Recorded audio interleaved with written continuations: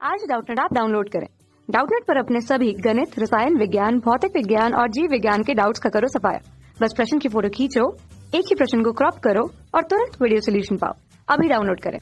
नमस्कार दोस्तों, आपके सामने प्रश्न है कि ईंधन क्या है। कौन सी विभिन्न अवस्थाओं में आपके ईंधन पाए जाते हैं। सबसे पहले हमें ईंधन की परिभाषा देनी है और ईंधन कौन कौन सी अवस्थाओं में पाए जाते हैं ये बताना है।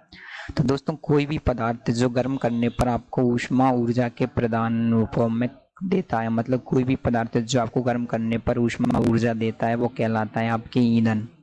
और ईंधन कौन कौन सी अवस्थाओं में पाए जाते हैं वो होते हैं आपके ठोस, द्रव और गैस, तीनों अवस्थाओं में पाए जाते हैं। तो इसकी परिभाषा कुछ इस प्रकार होगी। तो दोस्तों, ईंधन की एकदम सामान्य परिभाषा ये होगी कि वह पदार्थ जो गर्म करने पर ऊष्मा ऊर्जा प्रदान करते हैं ईंधन कहलाते हैं। आप लोग जानते हैं ऊष्मा ऊर्जा ही होती है, तो ईंधन कहलाते हैं। इनके उदाहरण है आपके पास में कोयला और पेट्रोल। यदि आप कोयले को गर्म करेंगे, इसको आग लगाओगे तो क्या हो जाएगा, आग लगाने पर ही हमको ऊष्मा प्रदान करता है, जिसकी सहायता से आप रेल के इंजन चलाते हैं, भाप के इंजन चलाते हैं, इसकी सहायता से आप बिजली बनाते हैं। मतलब कि मेन कारण क्या होता है इनका, सबसे मेन कारण होता है ऊष्मा उत्पन्न करना, और ऊष्मा की सहायता से हम विभिन्न सारे उपकरण चलाते हैं। जैसे पेट्रोल है, पेट्रोल को यदि आप गर्म करोगे तो गर्म करने पर ये ऊष्मा उत्पन्न करता है। इस ऊष्मा की सहायता से क्या होता है, आपकी जो गाड़ी का इंजन होता है, इंजन को घुमाया जाता है, जिसकी सहायता से आपकी गाड़ी दौड़ने लगती है, उसमें बिजली जनरेट हो जाती है और वो सारे काम करने लगती है। तो ऐसे पदार्थ जो क्या करें, आपको गर्म करने पर ऊष्मा प्रदान करें, ईंधन कहलाते हैं। ईंधन बहुत प्रकार के होते हैं, कोयला, पेट्रोल। तो हमसे प्रश्न में पूछा गया ईंधन कितनी अवस्थाओं में रहते हैं, तो ईंधन तीनों अवस्थाओं में रहते हैं, तीनों प्रकार की अवस्थाओं में रहते हैं, ठोस, द्रव एवं गैस। तो आप देखेंगे ठोस ईंधन कौन कौन से होते हैं। ठोस ईंधन में आप लोगों ने देखा, सबसे पहला ईंधन है आपके कोयला।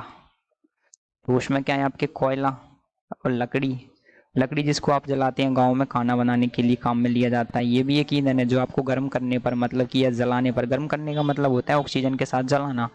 कोयला, लकड़ी, ये आपके ठोस ईंधन है। सेकंड आ जाएगा द्रव ईंधन।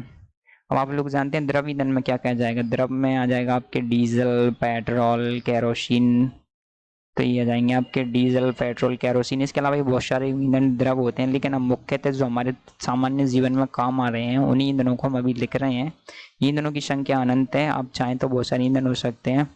इसके अलावा गैस ईंधन। तो दोस्तों, गैस में कौन कौन से ईंधन रहते हैं गैसीय अवस्था में, आप लोग जानते हैं सीएनजी, कंप्रेस्ड नेचुरल गैस, और एलपीजी, प्राकृतिक गैस। आपके जो प्राकृतिक गैस रहती है, जो आपके पेट्रोल डीजल के साथ में निकलती है, वो एक गैसीय ईंधन है, प्राकृतिक गैस। और सीएनजी आप जानते हैं कंप्रेस्ड नेचुरल गैस, मतलब कि संपीड़ित प्राकृतिक gas. LPG liquefied petroleum gas, मतलब कि द्रवित पेट्रोलियम गैस, ये गैस के रूप में पाए जाते हैं। तो हम कह सकते हैं ईंधन तीनों अवस्थाओं में पाए जाते हैं।